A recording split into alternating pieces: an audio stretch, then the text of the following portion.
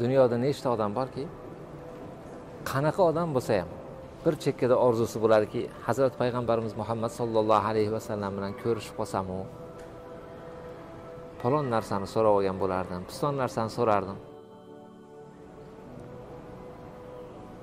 Siz nimani so'ragan bo'lardingiz?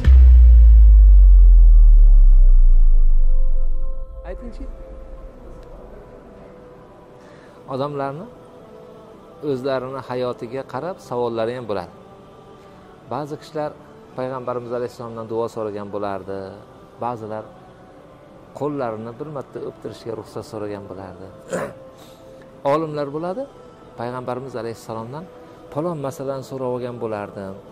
Mumkinki, masalan, Hazrat Imom Buxoriyga o'xshagan odamlar agar ruxsat bersalar, bir o'tirishda 100,000 savol bersalar kerak.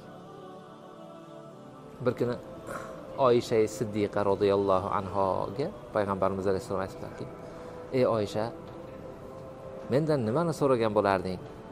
Xohlagan narsangni so'ra" debdilar. Bu kishi yurakni mo'p kesibdi endi, "Voh" debdi.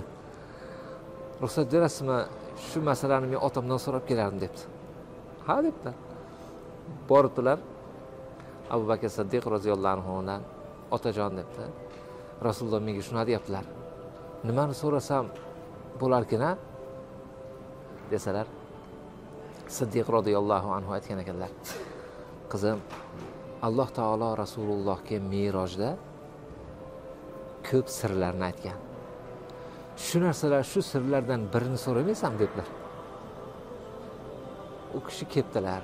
Oysha onamiz ilm ahli edilar. U kishi uchun ma'lumotlar ovqatdan ko'ra ham, boshqa narsadan ko'ra ham muhimroq edi. Kelibdilarda: "Ya Rasululloh, Meroj kechasida sizga Alloh taolo ko'p sirlar aytgan ekan.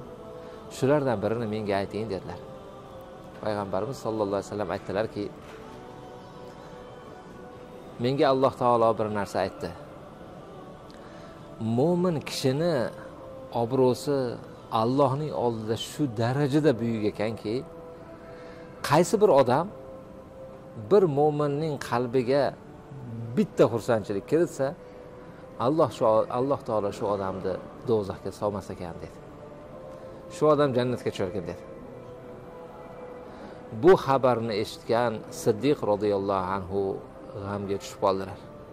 Qizlari so'ragan ekanlar: "Otajon, nimaga xursand bo'lmaysiz?" Bu kishi aytdilarki: "Demak, qanaqa odam bo'lsa ham mo'min kishini qalbiga g'am soladigan bo'lsa, u odam do'zaxga tushar ekan" degan ekanlar. Shunaqa gaplar.